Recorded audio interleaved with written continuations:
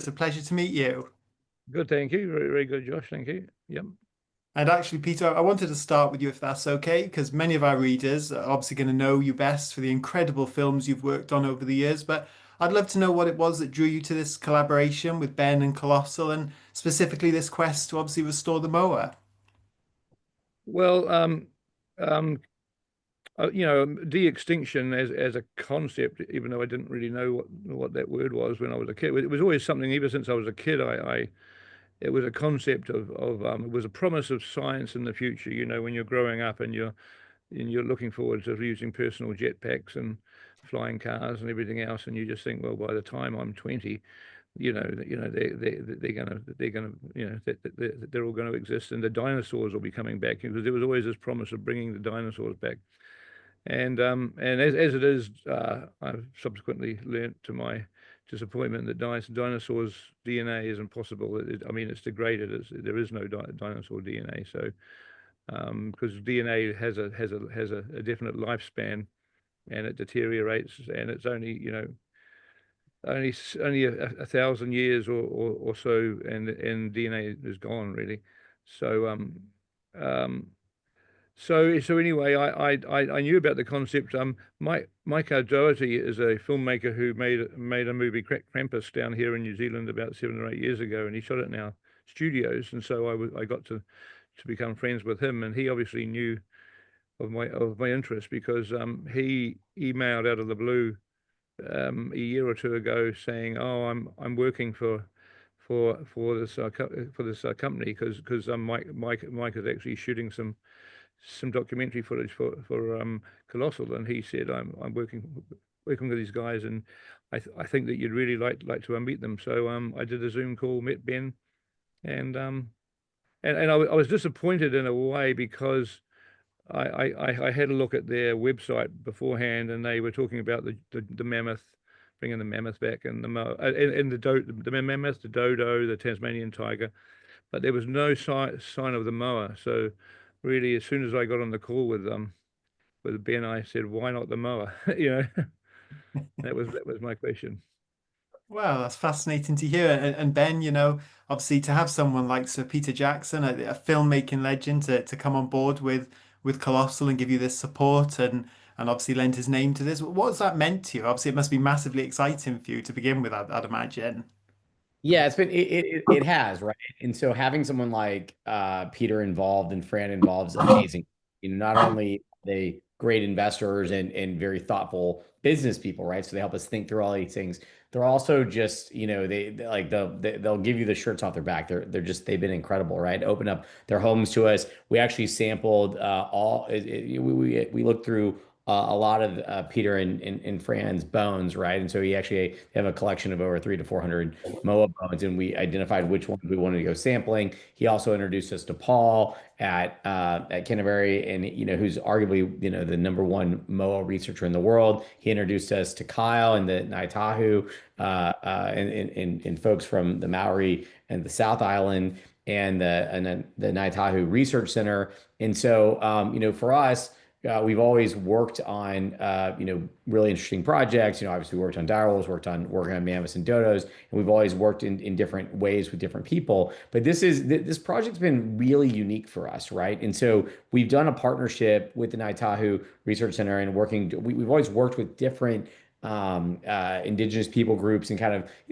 they've all had their different goals and objectives, but this is one that's truly unique, where we are so deeply entrenched. We have people like Peter and Fran that are helping us think through the entire strategy, who needs to be involved, how do we go about it, and then we have people like Kyle and the Ngāi Tahu Research Center that are the cultural stewards of these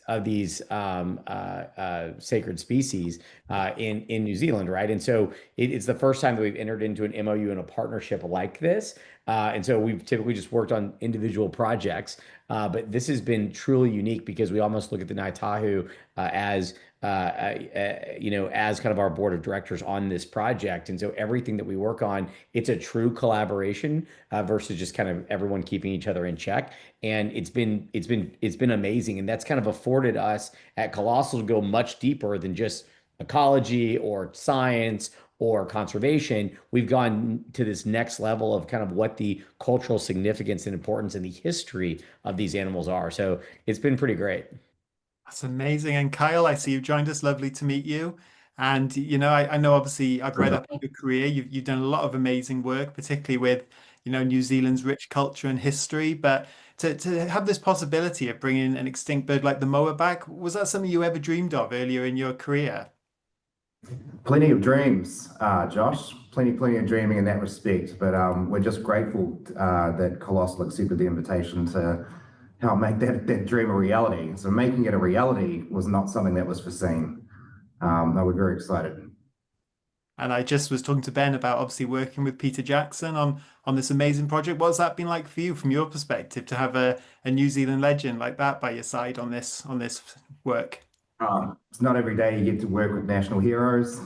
This is something that's relished all the time. No, it's an honor to be working with Peter and with everybody. Absolute honor. Amazing. And Peter, you mentioned dinosaurs a little earlier, and I know when people talk about de-extinction, they're thinking of Jurassic Park. But that aside, how much are you hoping that more people in Hollywood will really rally around what Colossal are doing? And could we maybe see you step behind the camera for a documentary or even a feature film on what Ben and the team and yourself are Well, doing? I don't really, I've got no interest in doing a documentary. I'm very careful. I don't want to make my day job, which is filmmaking, get it muddled up with something that's a passionate sort of Yeah.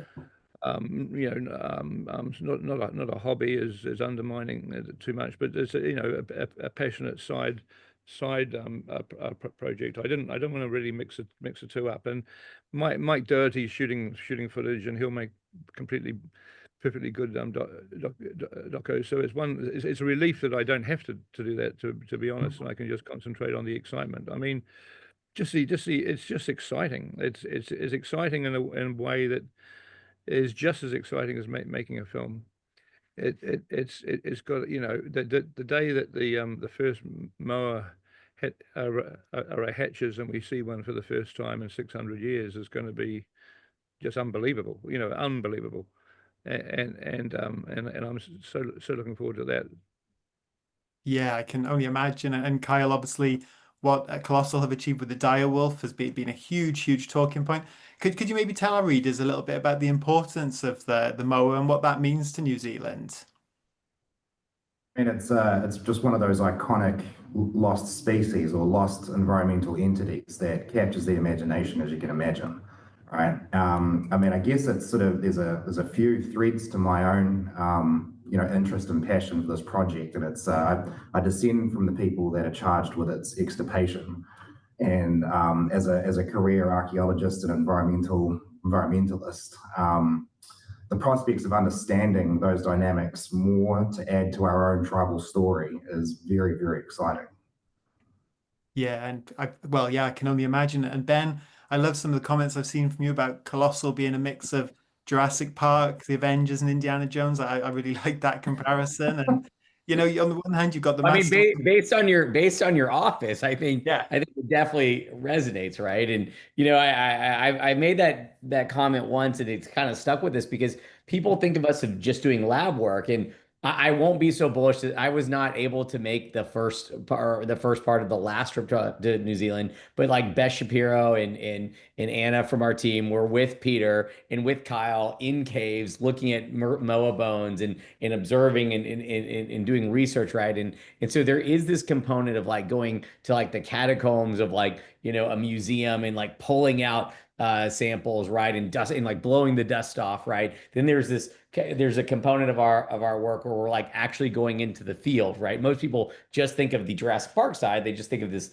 lab component, right? And then one of the things I think we've done a really good job at Colossal is we've hired the smartest people in the world. So we have some of the smartest women and men in all of science, right? We also work with 17 of the top universities around the world. And so when you do that, you really are building the Avengers, right? Like we try to bring in people like in work and collaborate with people like Peter and Kyle and in top universities, in top academics. And so we've really, I think, found this sweet spot of bringing all these people together to really try for this common goal of both de-extinction and species preservation. I mean, Phenomenal. on the way on the way to these caves, we had to the caves that we went down, we had to cross a swing bridge, and you can't help but as you're halfway across the swing bridge think about Indiana Jones. And so there's that kind there's that kind of excitement value to it too. You think, wow, this is real Indiana Jones stuff. And just because this is a comic thing, Kyle, didn't you mention to me, and I didn't know this, but Kyle mentioned at some point that the Moa appeared in the Superman comic in the 1940s or 50s. It Is that did, right? yeah. One of the very early Superman comics, he had to wrestle a giant moa. It got out of hand, but it's recorded in Quint Barentz's book, Peter. He's gathered together the pop culture stuff from as far as it goes back, including the Superman comic. Right. You should try and track that down as soon as possible. So it's on the cover. So it's Superman wrestling a giant moa on the cover of the comic. Really cool. Now I have I'm traveling this week and now I've got a side hustle. So now you've got a side quest for me. So I will find the Superman Moa comic. Wow. What a crossover. And Peter, just while I've got you, I know you've been entrenched in the world of the Beatles for the past few years, and a lot of fans are eager to know, are they going to see you go back to Lord of the Rings or Star Wars superheroes? They just want to know what you're going to do next. So do you have any plans to direct in the near future, or are you still waiting to see? Well, we're developing a script for the Hunt for Gollum, which is a Lord of the Rings connected movie that Andy Serkis, who played Gollum, he'll actually direct the movie, but we're working on the script and producing it. So that's something for next year. Yeah. Oh, exciting. And I'd love to know all of you. Obviously, you're bringing back these lost species, but is there any others that you would like to see brought back? Maybe they're not possible, like you said at the beginning of the interview, Peter, because it's beyond that 1,000 years. But if you could pick any, what would the three of you pick, do you think? Well, So the mammoth is something that everybody talks about, and I would be really excited to see the mammoth brought back. And there's one or two New Zealand extinct species that aren't particularly exciting, like the huia bird that was extinct in Louis is pretty 1910. cool. That we'd like to bring back one day, and yeah, I don't know. I mean, and really one of the other ones that would be fantastic is a saber-toothed tiger. I mean, how cool would it be to see a saber-toothed tiger? How about you, Ben? We're not mad. I'm not mad. This is not. So I'll say one that we aren't working on, but I'm very excited about. And just full disclosure, we hope to work on it one day, but there is a limiting factor until we get our artificial wounds working and scale to different species and placental types. We can't. But one of my favorite is the stellar sea cow. Think of like a manatee or dugong that's the size of a whale, and it went extinct like 30 years or 40 years after it was discovered because it's got a lot of meat, got a lot of fat, and it was apparently a very, very docile animal. But think of like a whale-sized manatee. Just sounds epic and also not scary. So Awesome. And anything on your wish list, just quickly, Kyle? Oh, no, I agree. Yeah, the mammoth is just the icon. It would be great to see that from a global perspective. But I'm just so excited at the prospect of our South Island giant returning. It'd be great to achieve that moment of like in Jurassic Park, Sam Neill. He sees the sauropod for the first time by the tree. I think I'd love to see Peter and Ben and our colleague Paul wearing Sam Neill's hat, and some of our young tribal kids hanging out with them, seeing the thing eating from a tall tree for the first time. Amazing. Well, thank you all so much for your time. Peter, I'm a huge, huge fan of yours. Ben, Kyle, I think the work you're doing with Peter as well is amazing. So such a pleasure to speak to you. Thank you so much. yeah, thanks a lot, Josh. Appreciate it. Thanks very much, Josh.